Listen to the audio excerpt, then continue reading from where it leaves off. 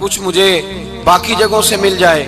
لوگ مختلف جگہوں پہ نظر رکھتے ہیں اور مختلف ہیلوں اور بہانوں کے ساتھ دوسرے کا مال ہڑپ کرنے کی کوشش کرتے ہیں۔ میرے حبیب کریم علیہ السلام نے توجہ دلائی صحابہ کو، مزاج عطا فرمایا۔ نبی پاک صلی اللہ تعالیٰ علیہ وآلہ وسلم نے ارشاد فرمایا، حضرت عمر کی بات کر رہا تھا، پہلے اس کو مکمل کروں۔ جناب عمر فاروق رضی اللہ تعالیٰ عنہ نے شوق دلایا صحابہ کو۔ تو ایک دن آپ گزر رہے تھے تو ایک صحابی وہ درخت لگا رہے تھے، اپنے ہاتھ سے درخت لگا رہے تھے۔ تو حضرت عمر فاروق رضی اللہ تعالیٰ عنہ نے دیکھا تو دیکھ کر فرمانے لگے، تجھے مبارک ہو، تجھے فرمایا اللہ تبارک و تعالیٰ تیری عزت بھی بڑھا دے گا اور تیری محتاجی بھی دور فرما دے گا، اس لیے کہ تو محنت کر رہا ہے، تو جد و جہد کر رہا ہے، تو اپنے ہاتھ سے کوشش کر رہا ہے۔ اللہ تبارک و تعالیٰ تیرا رزق بھی بڑھا دے گا اور اللہ تیری عزت میں بھی اضافہ کرے گا۔ نبی کریم علیہ السلام نے فرمایا، عدل کرنے والے بادشاہ کے ساتھ جو آدمی جہاد کے لیے نکلے اس کا دین میں سب سے بڑا درجہ ہے۔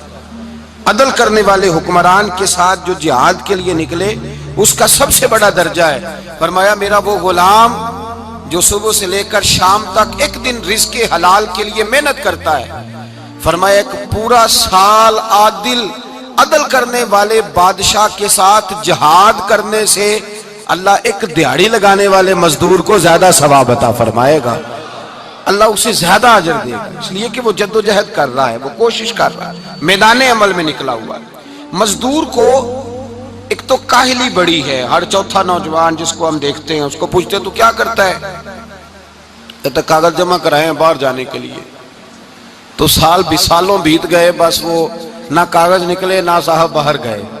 بھائی کوئی کام کر لیں تو کہتے ہیں میرے ابا جی کو 2-4 کروڑ روپیہ دے دیں گے تو کچھ کر لیں گے، اگر نہ دیا تو پھر دیکھیں گے دائیں بائیں۔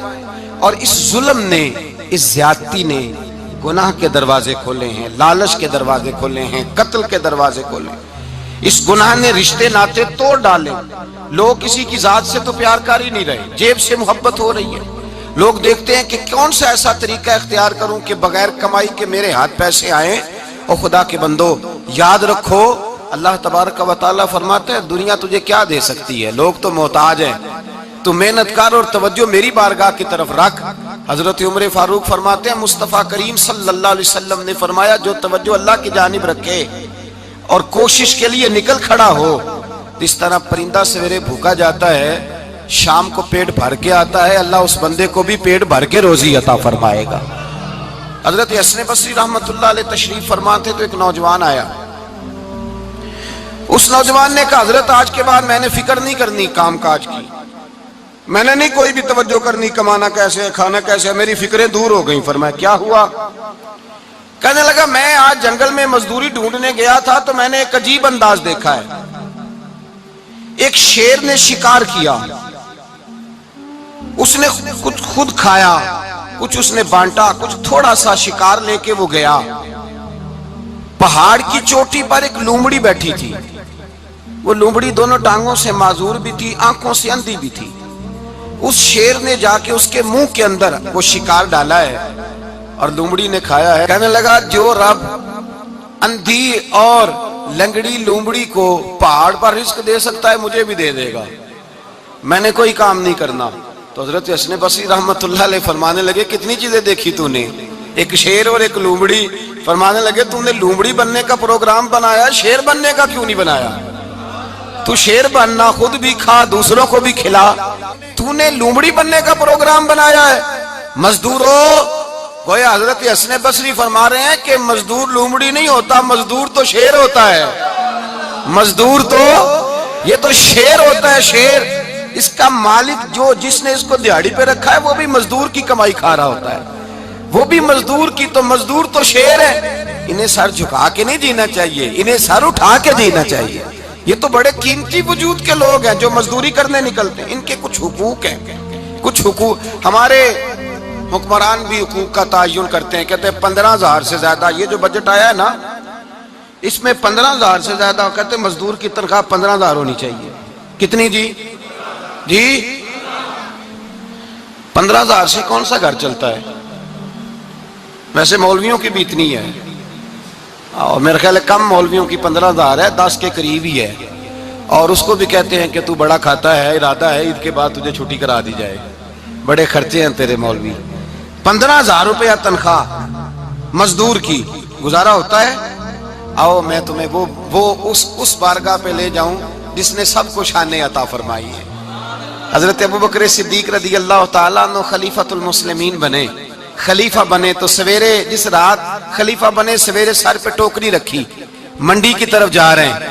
حضرت عمر فاروق رضی اللہ تعالیٰ عنہ مولا علی شیر خدا کو کسی نے بتایا کہ وہ تمہارا خلیفہ تو جا رہا ہے مزدوری کرنے، وہ تو جا رہا ہے کمائی کرنے۔ حضرت علی شیر خدا مولا کائنات جناب فاروق اعظم دونوں نے رستے میں روکا کہ ابو بکر کہاں جا رہے ہو؟ فرمانے لگے کام کرنے جا رہا ہوں، مزدوری کروں گا، منڈی میں جاؤں گا، تجارت کرتا تھا اس کو جاری رکھوں گا، بچوں کا پیٹ بھی تو پالنا ہے۔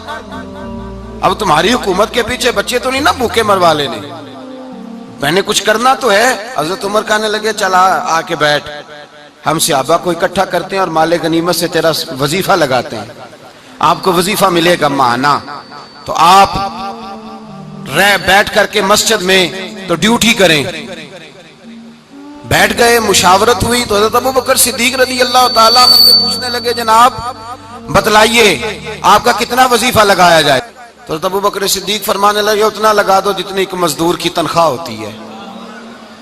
تو ایک صحابی بول کے بڑے میٹھے اور دھیمے لہجے میں کہنے لگے ابوبکر اگر تیرا گزارا نہ ہوا تو، اگر تیرا گزارا نہ ہوا تو حضرت ابوبکر صدیق فرمانے لگے اگر میرا گزارا نہ ہوا تو میں مزدوروں کی تنخواہوں میں اضافہ کر دوں گا، اگر مزدوروں کے گھر جلنے لگیں گے تو میرا بھی چلے گا، میں ان کی تنخواہیں بڑھاؤں گا صرف اپنی۔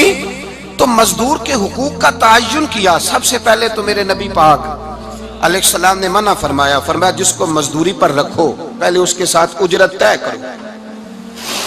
حضور صلی اللہ علیہ وسلم نے فرمایا جب تک اجرت واضح نہ ہو جاؤ کسی کو کام پر، جب تک اجرت واضح نہ ہو جائے، مکمل نہ ہو جائے کہ کیا دینا ہے، طے کریں۔ کیا لوگے جو جناب دے دیں گے لے لوں گا، شریعت اس کو پسند نہیں کرتی، محبوب نہیں رکھتی۔ پہلے اس کے ساتھ پہلا حق مزدور کو یہ دیا کہ اس کی اجرت پہلے، بولیے اجرت پہلے اجرت طے ہوگی، یہ پہلا حق ہے۔ اور مزدور کا دوسرا حق کیا بیان کیا میرے نبی پاک نے؟ فرمایا جب، اور یہ ایسی اعلیٰ بات ہے کہ جتنے حقوق لکھنے والے